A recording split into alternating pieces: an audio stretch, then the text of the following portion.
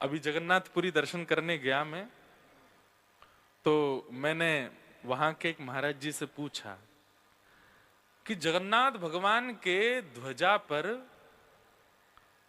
सूर्य है, ये बात तो समझ आती है कि भाई ध्वजा जो है वो प्रकाश का केंद्र बिंदु होता है, पर चंद्रमा क्यों है? तो हमारे जगन्नाथपुरी में एक स्थान है जीयर स्वामी मठ, वहां के पूज्य बड़े महाराज जी, हमारे पिताजी के गुरु जी में तो मेरे दादा गुरु जी, उन्होंने इसका उत्तर किन्हीं को दिया, उन्होंने मुझको दिया। वो बोलते हैं, बोले जगन्नाथ भगवान की ध्वजा में चंद्रमा इसलिए है क्योंकि चंद्रमा जगन्नाथ जी का साला है। मैंने की तो बोले समुद्र मंथन से प्रकट हुई लक्ष्मी, लक्ष्मी से भगवान का ब्याह हुआ, और समुद्र से प्रकट हुए चंद्रमा, तो भगवान के हुए साले। बोले लक्ष्मी क्या है, भगवान से बहुत लड़ती है, तो जब जब लक्ष्मी लड़ने आती है तो ठाकुर जी ऊपर देखते हैं।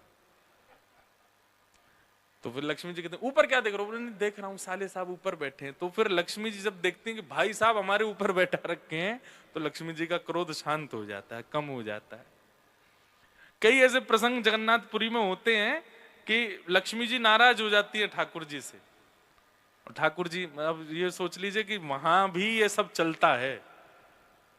ठाकुर जी और लक्ष्मी जी में भी, तिरुपति बालाजी दर्शन करने गए आप, वहां पे पूछिए पद्मावती कहाँ बैठी हैं, वो नीचे बैठी हैं पर्वत के, क्यों? गुस्सा हो गई ठाकुर जी से। दक्षिण महाराष्ट्र में पंढरपुर दर्शन करने जाओ, भगवान विट्ठल खड़े हैं ऐसे, रुक्मणी जी कहाँ है? मंदिर के पीछे बाहर खड़ी हैं, गुस्सा हो गई। तो ये तो स्वाभाविक बात हो गई है कि वो उनका होना ही है। तो वहां भी ठाकुर जी कुछ ना कुछ यत्न करते रहते हैं मनाने के लक्ष्मी जी को। शाल को बुद्धिदायक है, तो कहीं ना कहीं उनको प्रसन्न करने के लिए साले साहब की बात को प्रायोरिटी ज्यादा दी जाती है।